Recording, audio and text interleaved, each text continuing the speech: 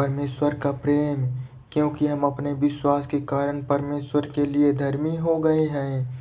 सो अपने प्रभु यीशु मसीह के द्वारा हमारा परमेश्वर से मेल हो गया है। उसी के द्वारा विश्वास के कारण उसकी जिस अनुग्रह में हमारी स्थिति है उस तक हमारी पहुंच हो गई है और हम परमेश्वर की महिमा का कोई अंश पाने की आशा का आनंद लेते हैं। इतना ही नहीं, हम अपनी विपत्तियों में भी आनंद लेते हैं, क्योंकि हम जानते हैं कि विपत्ति धीरज को जन्म देती है और धीरज से परखा हुआ चरित्र निकलता है। परखा हुआ चरित्र आशा को जन्म देता है और आशा में निराशा नहीं होने देती, क्योंकि पवित्र आत्मा के द्वारा जो हमें दिया गया है, परमेश्वर का प्रेम हमारे हृदय में उड़ेल दिया गया है। क्योंकि हम जब अभी निर्बल ही थे तो उचित समय पर हम भक्तिहीनों के लिए मसीह ने अपना बलिदान दिया। कुछ ही लोग किसी मनुष्य के लिए अपना प्राण त्यागने तैयार हो जाते हैं, चाहे वो भक्त मनुष्य क्यों ना हो। पर परमेश्वर ने हम पर अपना प्रेम दिखाया, जबकि हम तो पापी ही थे, किंतु यीशु ने हमारे लिए प्राण त्यागे। क्योंकि अब जब हम उसके लहू के कारण धर्मी हो गए हैं, तो अब उसके द्वारा परमेश्वर के क्रोध से अवश्य बचाए जाएंगे। क्योंकि जब हम उसके बैरी थे, उसने अपनी मृत्यु के द्वारा परमेश्वर से हमारा मेल मिलाप कराया।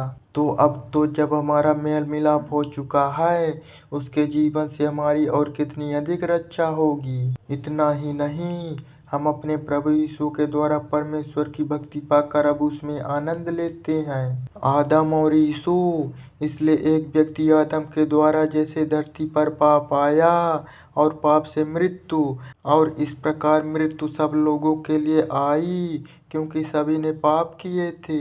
अब देखो, व्यवस्था के आने से पहले जगत में पाप था, किंतु जब तक कोई व्यवस्था नहीं होती किसी का भी पाप नहीं गिना जाता। किंतु आदम से लेकर मूसा के समय तक मौत सब पर राज करती रही।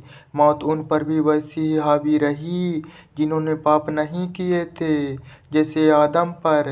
आदम भी वैसा ही था जैसा वह जो मसीह आने वाला था, किंतु परमेश्वर का वरदान आदम के अपराध के जैसा नहीं था। क्योंकि यदि उस एक व्यक्ति के अपराध के कारण सभी लोगों की मृत्यु हुई, तो उस एक व्यक्ति यीशु मसीह के करुणा के कारण मिले परमेश्वर के अनुग्रह और वरदान तो सभी लोगों की भलाई के लिए कितना कुछ और अधिक है। और यह वरदान भी उस पापी के द्वारा लाए गए परिणाम के समान नहीं है, क्योंकि दंड के हेतु न्याय का आगमन एक अपराध के बाद हुआ था, किंतु यह वरदान जो दोष मुक्ति की ओर ले जाता है अनेक अपराधों के बाद आया था। अतः यदि एक व्यक्ति के उस अपराध के कारण मृत्यु का शासन हो गया, तो जो परमेश्वर के अनुग्रह और उसके वरदान की प्रचुरता का जिसमें धर्मी का निवास है उपयोग कर रहे हैं, वे तो जीवन में उस एक व्यक्ति यीशु मसीह के द्वारा और भी अधिक शासन करेंगे। सो जैसे एक अपराध के कारण सभी लोगों को दोषी ठहराया गया, वैसे ही एक धर्म के काम के द्वारा सबके लिए परिणाम में अनंत जीवन प्रदान करने वाली धार्मिकता मिली।